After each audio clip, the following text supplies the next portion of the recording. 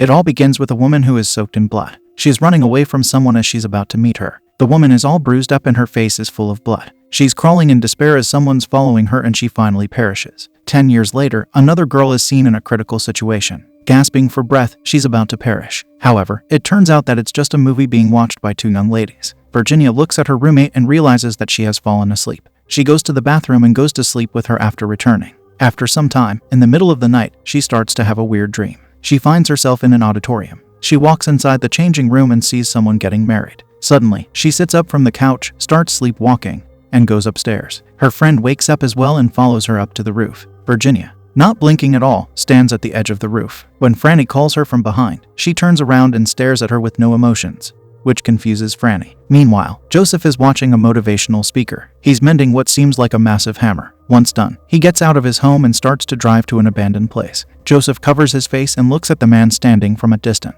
He starts to move toward him and he creeps up behind him. When he gets to him, he hits the man with the hammer. He seems full of rage and he keeps hitting him until he faints. Joseph is a cab driver and sometimes Cop is a motivational speaker he follows. He tries to engage his riders in conversation and always tries to connect with them. He also places an ad for actors, as he's trying to create a drama and is looking to hire the cast for it. On the other hand, Virginia is a new actor who has done 3 plays before. She decides to act in Joseph's production and asks her friends, Cliff and Ivy, to join her. Cliff makes fun of Joseph, as he doesn't feel confident about him, considering Joseph is a cab driver, not a director. In addition, he finds Joseph strange. It seems like he's on the verge of going insane, and that can be seen when he tries to.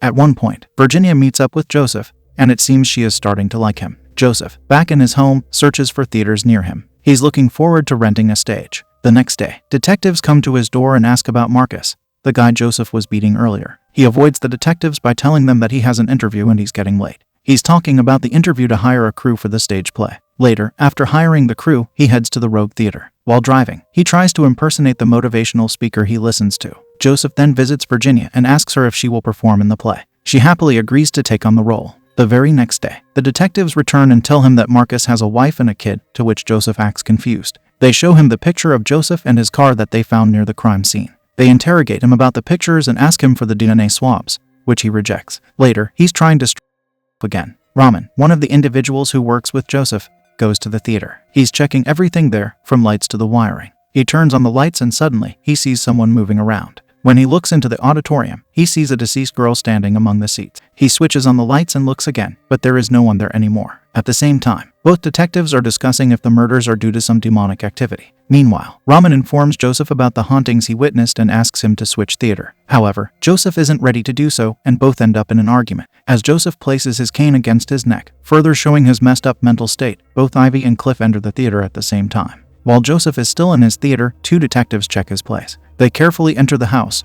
barely making a sound. Joseph then shows the article from his phone to everyone. The article is about the history of the theater and shows that a woman perished here. He informs them that he has read this article, but even so, he has to get this place as it is relatively cheaper than the others. He also apologizes to Raman. All of them are discussing the incident when Virginia enters the theater. She asks if everything is fine. They tell her about the building and about the ghost lady walking around. Everyone seems nervous about working in a haunted theater, but Joseph assures them that it will be fine. They then start to rehearse for the play. After that, everyone leaves except for Joseph and Virginia, who engage in a conversation. Out of nowhere, Virginia kisses him and leaves for her home. As Joseph leaves the changing room, he still feels excited because he made out with Virginia. Suddenly, he catches a glimpse of the same deceased woman walking by. Startled but intrigued, he decides to follow her. He looks around, but he seems to have lost her. Judging Joseph's expression, he seems obsessed with this ghost, and it may even be the reason why he's not willing to move the play to another place. While heading home, Virginia and her friends start to discuss the ghost woman. The story excites Virginia, and they all wonder if the ghost woman was there to haunt or hurt them. Later, when she reaches home, she tells her roommate, Franny, about the murder of the ghost woman. Franny feels pity for her since she was the same age as them. Franny then goes through the different articles about the murder. She is suspecting Joseph is up to no good. She makes a serious accusation, telling Virginia that Joseph might also murder her in the theater. Virginia takes this as a joke and leaves the room. Meanwhile, Joseph is driving his cab while everyone is gathered in the theater, waiting for his arrival. Unfortunately, he informs them that he is stuck in traffic and can't make it. They all start rehearsing without Joseph. Raman asks Virginia to stay as he feels uneasy staying alone in the theater. Ivy and Cliff leave the theater, and Virginia stays behind with Raman. He tells Virginia that he won't work here again once the show is over. Raman has been suspicious of Joseph for a long time now, but she dismisses his concern. Later, Virginia enters the changing room and sits on her chair. She suddenly sees the reflection of the ghost woman in the mirror. As she turns around, she finds no one behind her. When Raman is done with his work, Joseph arrives. He asks him if everything went well, to which Raman nods. He asks if everyone has left, and he replies that Virginia is still in the changing room. Joseph asks him to leave, stating he'll take care of the rest. Raman feels uneasy, but leaves without saying anything to him. As Virginia packs her stuff and exits the changing room, she finds Joseph outside waiting for her. She gets scared for a moment. Joseph tries to hit on her, to which she politely refuses and asks him to be patient. She leaves for her home, and Joseph stays behind, gazing at her as she goes. As soon as she leaves, Joseph starts to dance around on the stage, feeling thrilled. He imagines himself as a public speaker, talking to his audience from the stage. He is enjoying his moment on the stage, sending flying kisses to his invisible audience, when suddenly he sees a glimpse of the same ghost woman. He stops and looks at her. She then leaves the auditorium and vanishes inside the changing room. He follows her and peeks inside, where the room lights are switched on. He feels uneasy and doesn't go any further, choosing to retreat. He comes out onto the stage again, and as soon as he decides to leave the place, he hears a clicking sound near the entrance. He calls out the intruder and tells him that the theater is closed. It is Marcus, who looks at him with disbelief as Joseph is not holding his cane anymore. Marcus then starts to punch him,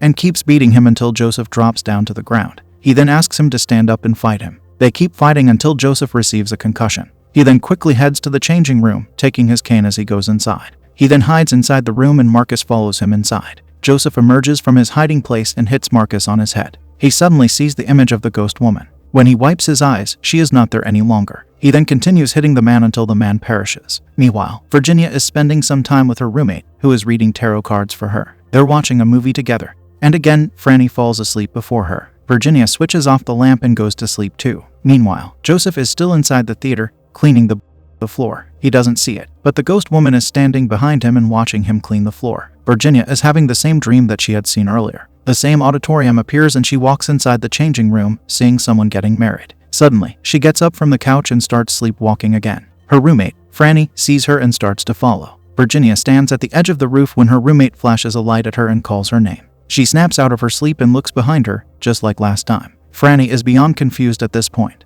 Meanwhile, Joseph is driving back to his place, holding his head tightly to stop it from bleeding. Virginia and Franny are arguing again, because Franny is quite sure that Joseph is not good news. Her gut keeps telling her that there is a dark story or past behind Joseph. There is something about him that gives Franny those creepy vibes. Joseph arrives home, washes himself. Suddenly, he covers his head with a bag and acts like he's unable to breathe. The next night, Raman gets to the theater, but no one is there. He calls the rest and informs them that he's waiting for everyone. He enters the changing room and finds attires for a bride and groom there. He feels relieved, since they need these outfits for the play, and he was worried whether Virginia had procured them or not. Suddenly, someone calls him from behind and he almost jumps out of fear. He turns around and sees the detectives investigating the murder case. They inform him about Joseph being involved in revealing they are there to investigate him. They ask Raman a few questions and leave. Raman immediately calls Joseph and tells him about the detective. When Joseph arrives at the theater, he asks Raman about his discussion with the detective. Joseph's face is full of bruises from his fight with Marcus, so Raman asks him about it.